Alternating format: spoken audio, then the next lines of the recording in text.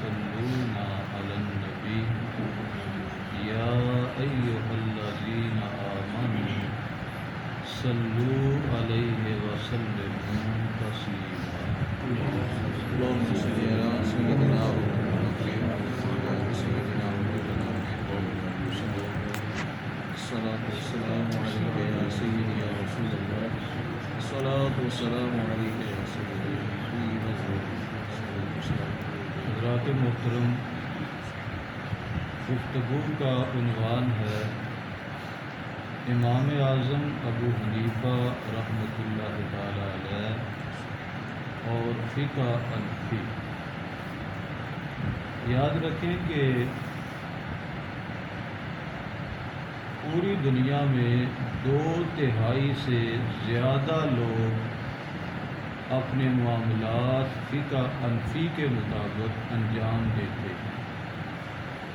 پوری دنیا میں 2/3 سے زیادہ لوگ اپنے معاملات فقہ حنفی کے مطابق انجام دیتے ہیں۔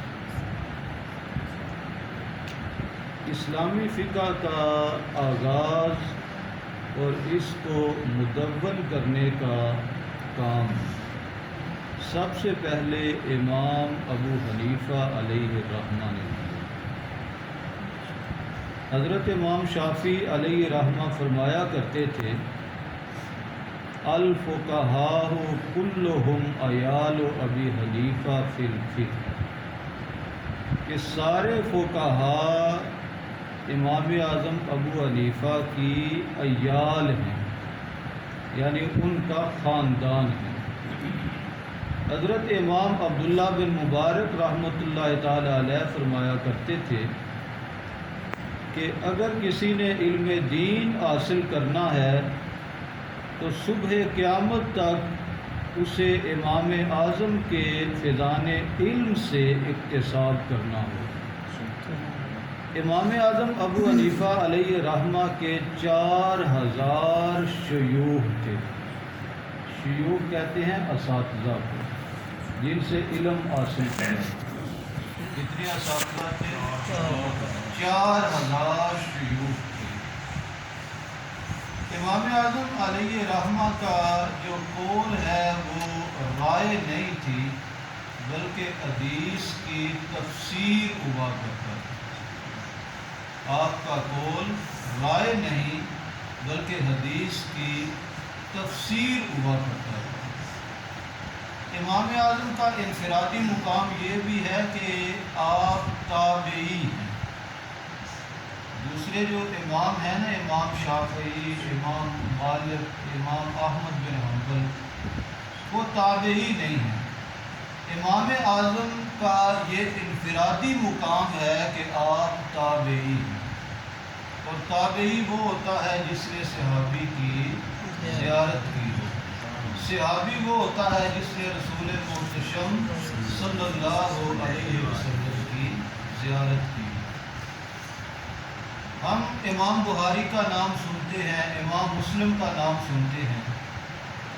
کبھی اس بات پہ بھی جائزہ لیا کریں کہ امام اعظم ابو حنیفہ علیہ الرحمہ وہ ہیں کہ جن کی احادیث کا جو سلسلہ سند ہے وہ صرف ایک واسطے سے رسول پاک تک جا پہنچتا ہے۔ امام بخاری کی احادیث 3 واسطوں سے رسول پاک تک پہنچتی ہیں۔ امام مسلم کی احادیث 4 واسطوں سے رسول پاک تک پہنچتی ہیں۔ امام اعظم وہ عظیم محدث ہیں جن کی احادیث ایک واسطے سے رسول پاک تک پہنچ جاتی ہیں۔ مثال کے طور پر امام اعظم ابو حنیفہ روایت کرتے ہیں حضرت انس بن مالک سے۔ حضرت انس بن مالک فرماتے ہیں میں نے رسول پاک کو فرماتے ہوئے سنا، یعنی درمیان میں صرف ایک واسطہ۔ امام بخاری کے کتنے واسطے؟ 3 واسطے ہوتے تھے۔ امام مسلم کے کتنے واسطے؟ 4 واسطے ہوتے تھے۔ کمال ہمارے امام کا ہے کہ ایک واسطے سے رسول پاک تک ان کی روایت پہنچا کرتی تھی۔ اب وہ حدیث بھی آپ کی سماعتوں کی نظر کر دوں، وہ حدیث ہے الدال علی الخیر کفاعلہ، حضور فرماتے ہیں نیکی کی طرف رہنمائی کرنے والا نیکی کرنے والے کی طرح ہوتا ہے، یعنی نیکی کا مسافر بنانے والا، اس راہ پہ چلانے والا، کسی کو گائیڈ کرنے والا بالکل اسی طرح اجر و ثواب کا مستحق ہوتا ہے۔ اسی طرح ایک اور روایت بھی آپ کو سنا کے آگے بات پڑھاتے ہیں، یہ جو مسجد کے بارے میں حدیث ہے نا، من بنا للہ مسجدا بنى اللہ لہ بیتا فی الجنہ، جس نے اللہ کی رضا کے لیے مسجد بنائی، اللہ اس کے لیے جنت میں گھر بنائے۔ یہ روایت بھی امام اعظم ابو حنیفہ نے بیان کی ہے، اور اس میں بھی حضور تک پہنچتے ہوئے درمیان میں صرف ایک واسطہ ہے۔ یاد رکھیں امام اعظم یہ آپ کا نام نہیں ہے، یہ ہے لقب، اور ابو حنیفہ یہ آپ کی کنیت ہے۔ آپ کا نام ہے نعمان بن ثابت رضی اللہ تعالیٰ عنہ۔ کیا نام ہے جی؟ نعمان بن ثابت۔ جی امام اعظم یہ آپ کا لقب، اور ابو حنیفہ یہ آپ کی کنیت ہے۔ اب اس کنیت کے بارے میں بھی بعض لوگوں کا تصور کلیئر نہیں ہے، بعض کہتے ہیں شاید حنیفہ نامی آپ کی کوئی بیٹی تھی، اس وجہ سے آپ کو ابو حنیفہ کہا جاتا ہے۔ ایسی بات نہیں ہے، حنیفہ کا لفظ نکلا ہوا ہے انف سے۔ انف کا معنی ہوتا ہے میلان، تو مطلب یہ ہے کہ باطل ادیان سے اعراض کر کے، منہ پھیر کے دین حق کی طرف مائل ہونے والے کو انیف کہا جاتا ہے۔ یعنی آپ دین انیف کی طرف مائل تھے، اس لیے آپ کو ابو حنیفہ کے نام سے بھی یاد کیا جاتا ہے۔ امام اعظم کے صرف ایک بیٹے تھے، آپ کی بیٹی وغیرہ تو تھی ہی نہیں، اور ان کا نام تھا حضرت حماد رضی اللہ تعالیٰ عنہ۔ اب میں نے پیچھے کہا کہ امام اعظم تابعی ہیں، تابعی وہ ہوتا ہے جس نے صحابی کی زیارت کی ہو۔ امام اعظم نے حضرت انس بن مالک رضی اللہ تعالیٰ عنہ کی زیارت کی، اور ان کے علاوہ بھی بعض مقامات پہ یہ بھی لکھا ہوا ہے کہ امام اعظم نے 20 صحابہ کی ملاقات کی۔ 20 صحابہ سے ملاقات کا شرف آپ کو حاصل ہے۔ دیکھیں امام اعظم کی ولادت ہوئی ہے 80 ہجری میں، اور امام حضرت انس بن مالک جو صحابی رسول ہیں، ان کا وصال ہوا ہے 93 ہجری میں، اور سب سے آخر پہ جو صحابی دنیا سے گئے ہیں حضرت ابو طفیل رضی اللہ تعالیٰ عنہ، ان کا وصال ہوا ہے 110 ہجری میں۔ تو 80 ہجری سے لے کے 110 ہجری تک یہ 30 سال بنتے ہیں، 30 ایئر بنتے ہیں۔ تو اب ان 30 سالوں میں یہ کیسے ہو سکتا ہے کہ امام اعظم ابو حنیفہ نے کسی صحابی سے ملاقات نہ کی ہو یا زیارت نہ کی ہو؟ تو جو کلیئر کنسیپٹ ہے وہ یہ ہے کہ حضرت انس بن مالک رضی اللہ تعالیٰ عنہ کی آپ نے زیارت کی، اس زیارت کے باعث آپ تابعی بنے ہیں، یہ شرف آپ کو حاصل ہوا ہے۔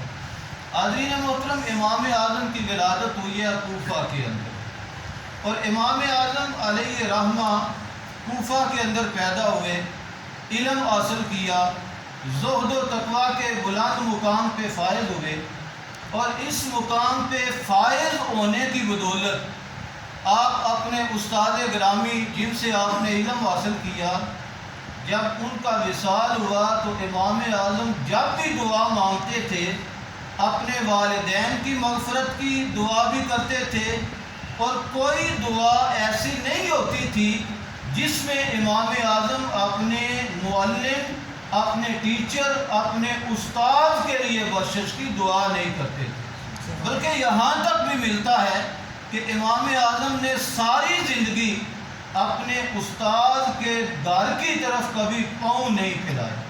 یعنی ادب کا یہ عالم ہے، اور آپ ذی شعور ہیں، سمجھدار ہیں، ادب پہلا کرینہ ہے، ادب پہلی سیڑھی ہے۔ اگر ادب نہیں تو پھر کچھ حاصل نہیں ہوتا۔ با ادب با مراد ہوتا ہے، اور بے ادب بے مراد ہوتا ہے۔ حاضرین محترم، یہ فقہ ہے کیا؟ ابھی تک تو میں نے امام اعظم کے بارے میں آپ کو ایک تعارفی جائزہ پیش کیا۔ یہ فقہ کیا ہے؟ فقہ کا لغوی معنی ہے سمجھنا۔ کیا معنی ہے؟ سمجھنا۔ اور اس کا اصطلاحی معنی وہ ذرا ایک مشکل تعریف ہے، اس کو بس کر کے آگے گزر جاتے ہیں۔ الفقہ هو العلم الحاصل بجملة من الاحکام الشرعیۃ الفرعیۃ بالنظر والاستدلال۔ یہ ایک عربی عبارت ہے، چلو اسے اتمام حجت کے لیے میں نے پڑھ دیا۔ آئیے آگے اپنی بات کو بڑھاتے ہیں۔ فقہ کا سب سے پہلے آغاز، اس کی بنیاد یہ حضرت عبداللہ ابن مسعود رضی اللہ تعالیٰ عنہ نے قائم کی۔